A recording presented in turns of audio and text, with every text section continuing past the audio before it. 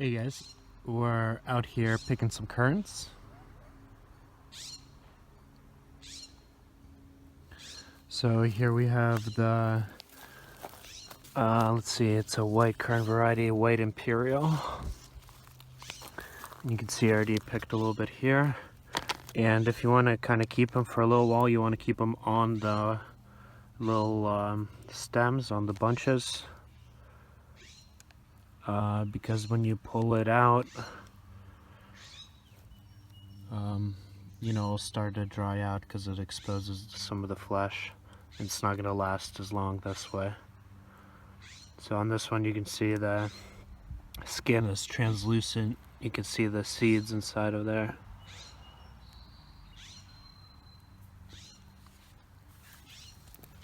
So the white and the red ones are a lot more sour than the black ones when that's ripe. And this red one is a Dutch variety called Yonkers van Tets, or something like that. It's a really well known one. And you can see it's weighing down these branches.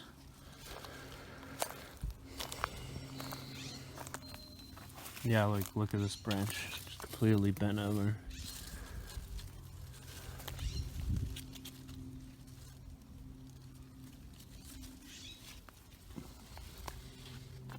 So these guys still have a little bit to go to ripen up.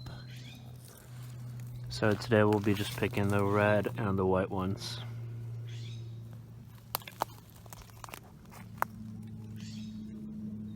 So like I was saying before, when I'm picking these, I like to just grab the whole cluster, and it usually comes off quite easily when they're close to being ripe or are ripe already. If you get them a little bit further, then they'll start to drop off. You can see maybe some of these dropped off or just didn't set to begin with. So yeah, and on these red and white currants, you can see that they form these little fruiting spurs. And so you can actually leave the older branches on these to let them continue fruiting year in, year out. Like this top here might be okay to leave because it's got these smaller branches coming out and some new growth, but it's mostly staying compact, so it's kind of doing that spur type of growth. But we will probably trim it and try to promote some of these younger growths that you can see are really doing really well. Oops, sorry about that. Oh, there's a larvae of a, or whatever stage that is, of a ladybug.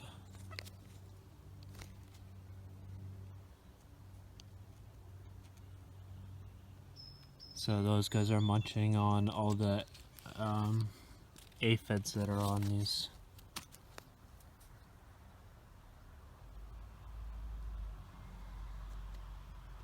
See those? All the leaves are really sticky too. But you can see it still produces quite well. I think that's another earlier stage of a different type of ladybug there, right there. We have a bunch of different varieties here eating up the aphids. So I guess you could say that's another crop from these red currant and white currant bushes, is that since the aphids don't affect the fruit at all really, we're growing aphid, or we're growing ladybug food here as well. Hey guys, so I'm back in the kitchen with the harvest of the red currants from that one bush. And you can see how much we got. It's quite a substantial harvest here. This one's like heaped over.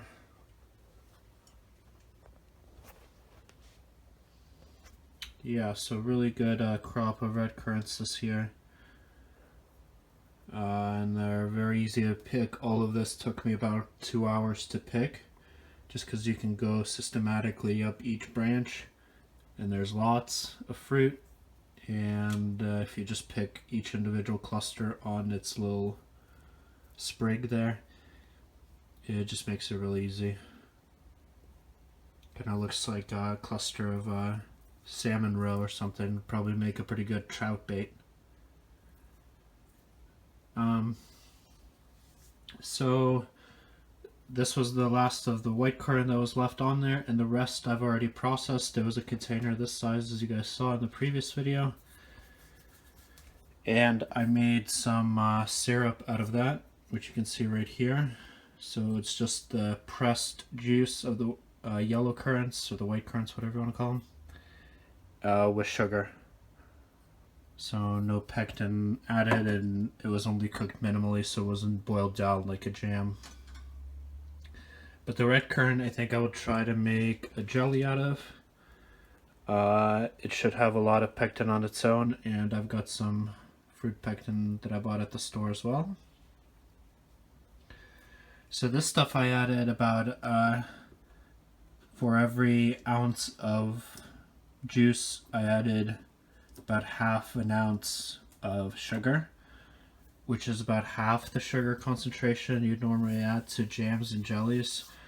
Probably why that didn't set.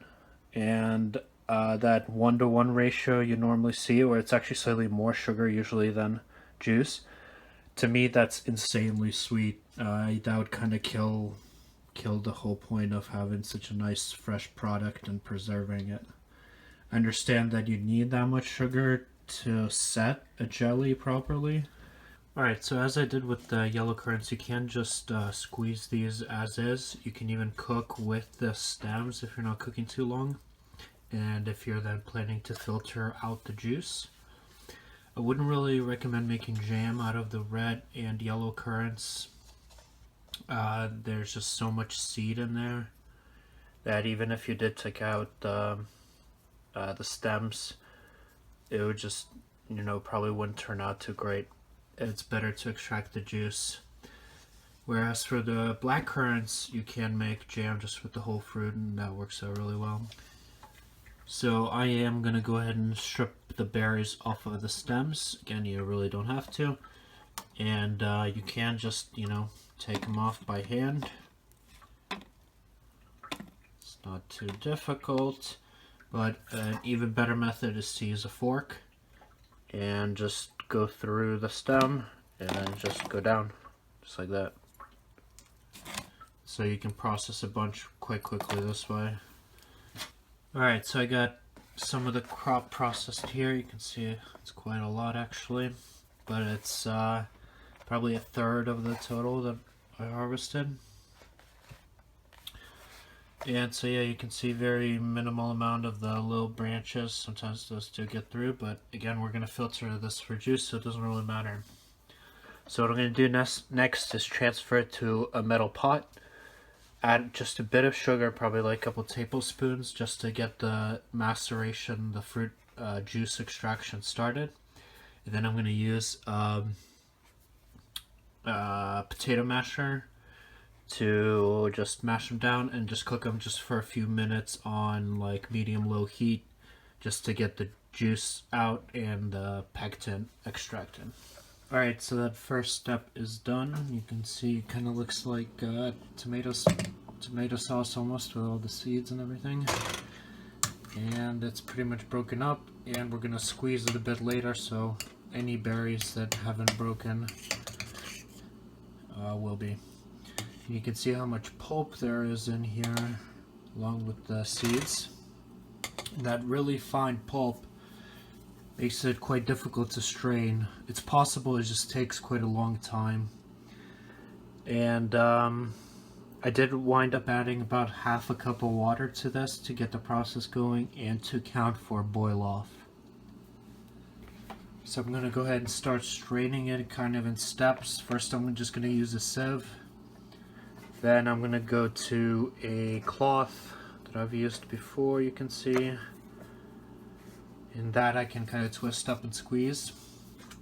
And this will, however, let through the finest particles of the pulp. So final step, I'm going to use coffee filter. Alright, so here's what we got after the first filtering through the metal sieve.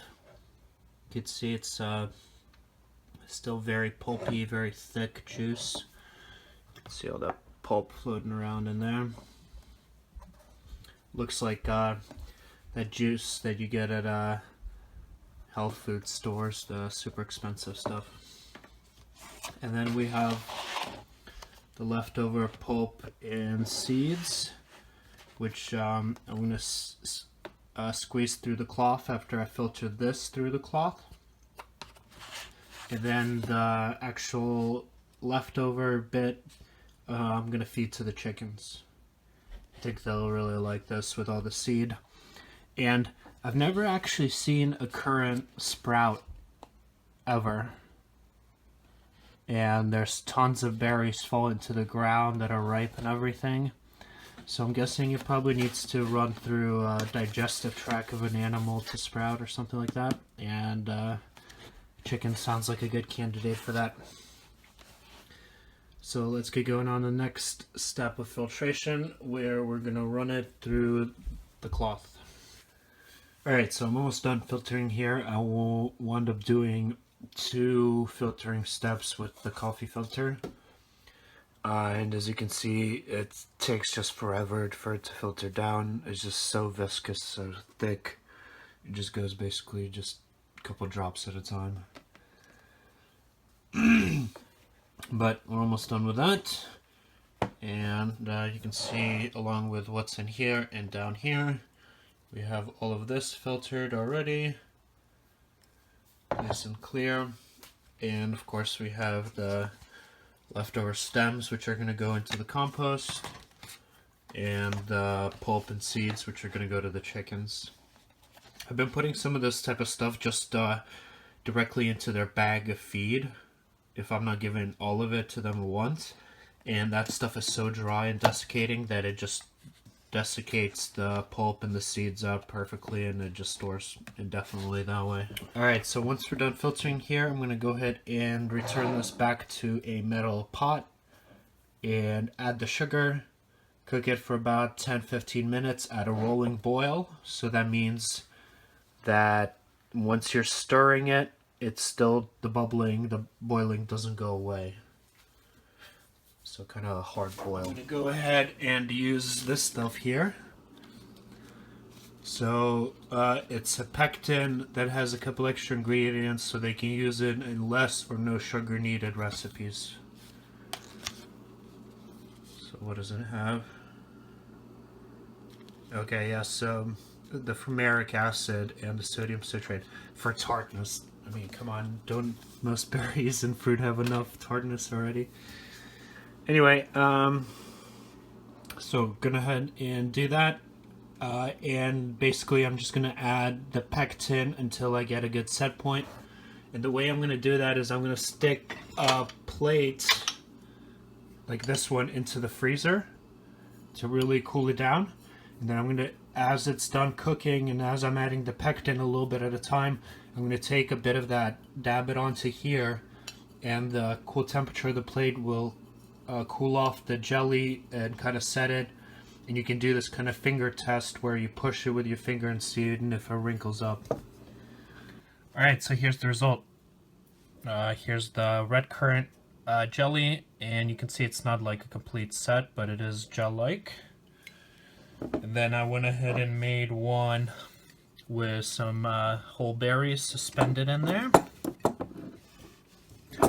And this one is the same fruit, but unfiltered. See the difference between those two there? Straight out of the fridge. And here's the white currant, or yellow currant, and this one did actually get a really good set. You can see that.